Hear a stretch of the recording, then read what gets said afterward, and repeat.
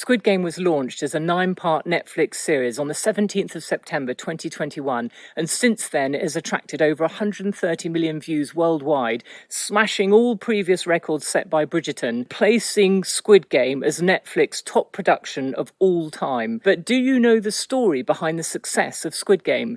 Because in actual fact, it's a classic example of the law of attraction in action. Hello there, my name's Elizabeth Hackford, I'm the Law of Attraction Lady. My channel is packed full of stories about the law of attraction and advice on how to manifest miracles. Now, if you haven't seen the Squid Game or you're halfway through the series, don't worry, there will be no spoilers in this video. Squid Game, a dystopian thriller, involves 456 adults, all plagued with terrible debt, competing to win 45 billion won. That's the equivalent of $40 million. Squid Game was the brainchild of Hwang Dong-yu. Hwang Dong, now 50 years old, conceived Squid Game over 10 years ago in an effort to achieve his purpose of making a satirical film about capitalism and the massive chasm of inequality between rich and poor. Now, at that time, he'd had a bit of moderate success as a film director, but he was still living on a shoestring, and he was actually living at home with his mother and his grandmother. In fact, he puts himself very much in the place of his main protagonist, Ji-on, who was also living with his mother in the series. And Hwang Dong was so strapped for cash that at one point he had to sell his own laptop for $700 to cover some bills, and that put his whole formation of the masterpiece on hold. But he finally finished the script and started peddling it out to distributors in 2008.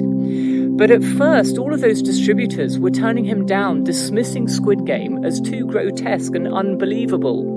But here's the key.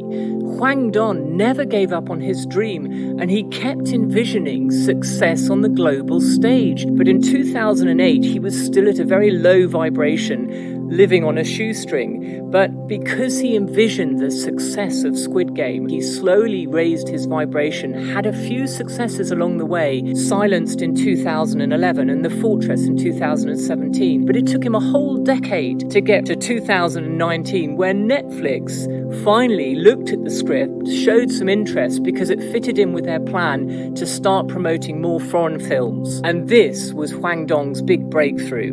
Little did he know the success that he was going to go on to make. It cost $21 million to produce, but now it's worth $900 million, and a second series is hotly awaited. So because he kept focused on that goal and believed it was possible and envisioned success, got into the feeling of that vision coming to fruition, that is what took his vibration up. If you envision something and focus on it, the universe will take care of the how, and it will work in concert with your subconscious to bring your dream about. And this is exactly what happened with Hwang Dong. It took a decade, but slowly his vibration increased, and the universe delivered opportunities and presented him with a chance to take the next step up that ladder towards global achievement and global success. So the moral of the story is, if you keep focused on your dream and you keep believing in it, whatever your dream is, whatever you think your life purpose is, stay committed. It might take you a decade, just like Hwang Dong.